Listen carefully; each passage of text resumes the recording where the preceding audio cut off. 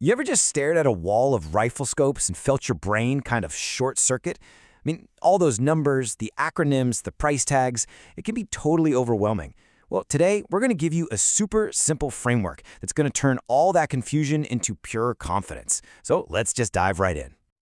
All right, so right off the bat, we're tackling what is, I'm not kidding, the single biggest decision you're going to make. This one choice fundamentally changes how your scope feels and how it performs, and it all comes down to just two little acronyms, FFP and SFP. If you get this one thing right, trust me, everything else gets a whole lot easier. Yep, that's right. We're talking first focal plane versus second focal plane. Seriously, understanding this one single concept is the absolute key to picking a scope that actually works for you instead of one you're fighting against. Okay, so here's the absolute core difference.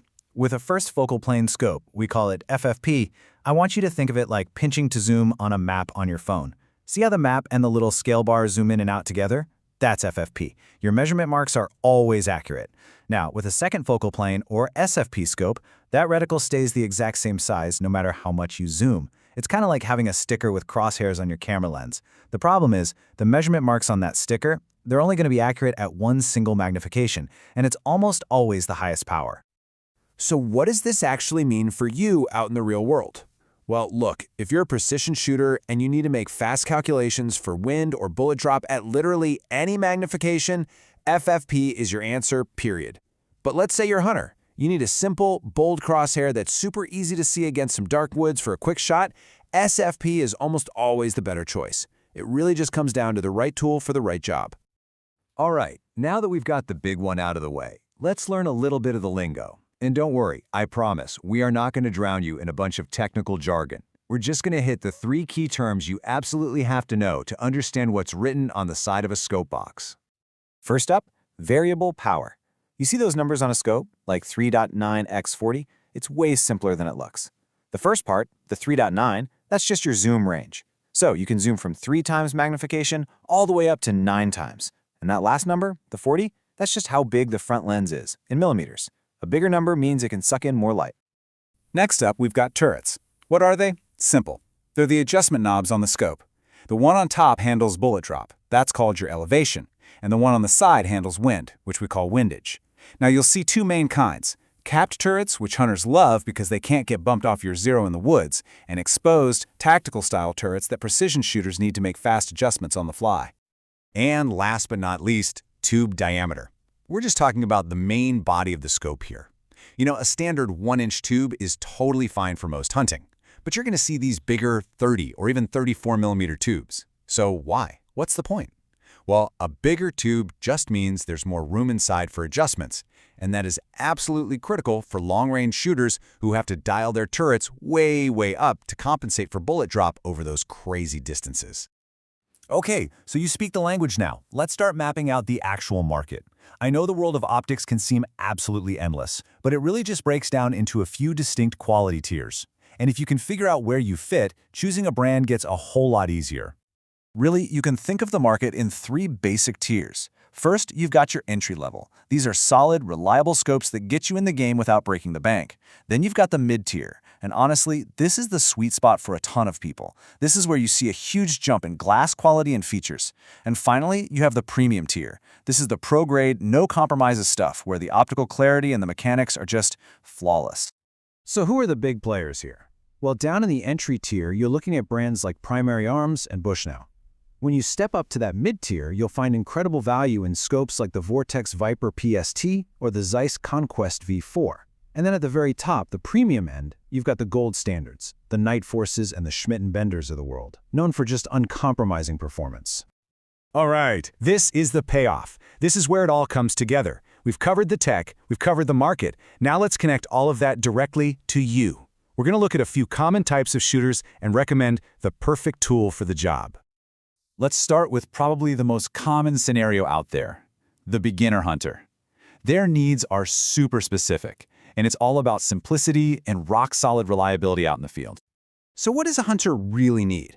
Well, above all else, it's got to be reliable. Something tough, simple to use, and really good at gathering light during those critical dawn and dusk hours. They also need something called a forgiving eye box. Now what's that? It's basically the sweet spot behind the scope where you can see a full, clear picture. A really good eye box just means you can get on target fast, even if you're in a weird or awkward shooting position. So the verdict here is pretty straightforward. A simple, tough, second focal plane scope in a classic 3 to 9 power range is pretty much perfect. You really can't go wrong looking at options from brands like Leupold or Vortex in their dedicated hunting lines.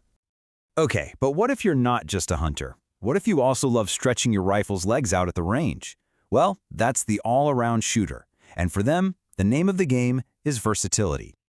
This person needs a little bit of everything, right? They need better glass to see those distant targets clearly. They need those tactical-style turrets with features like a zero stop so they can dial reliably. And they need a wider magnification range.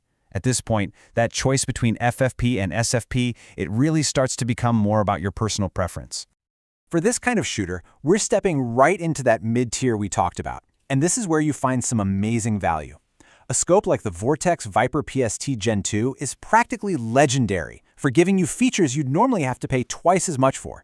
Or something like a Zeiss Conquest V4, another fantastic option, just famous for its incredibly clear glass. And finally, let's talk to the person who's getting really serious about long-range precision. Maybe it's for competition, maybe it's just for their own personal satisfaction. For this shooter, the requirements we're about to list, they aren't just preferences, they are absolutely non-negotiable. Look, for this kind of shooting, a first focal plane reticle isn't just a nice feature, it's a must-have. The turrets have to track perfectly, every single click, and they have to return to zero every single time. And of course, you need incredible, top-tier optical clarity to be able to see tiny little targets at those extreme distances. At this level, you've really got two paths you can take. If you want the absolute best performance for your dollar, the Vortex Razor HD line is widely considered the best entry point into that top tier. But if you're looking for the undisputed, money-is-no-object gold standard, then you're stepping up to scopes like the Nightforce ATAC-R or the Schmidt & Bender PMI-I. Okay, wow, we have covered a lot of ground. So to bring this all home, let's just put it all together into a simple little checklist that you can use to walk yourself through this whole decision. Following this 5-step process makes it dead simple. Step 1, define your purpose. Are you hunting, competing, a little of both? That one answer will guide your FFP versus SFP choice. From there, pick your magnification range and decide if you really need those advanced turret features. And last, set your budget and use those market tiers we talked about to find the absolute best scope you can afford. It really is that simple. So there you have it. You now have the complete framework to make a smart, confident choice. All that confusion is gone, and now you have a crystal clear understanding of what actually matters. So really, the only question left is, what's your next target?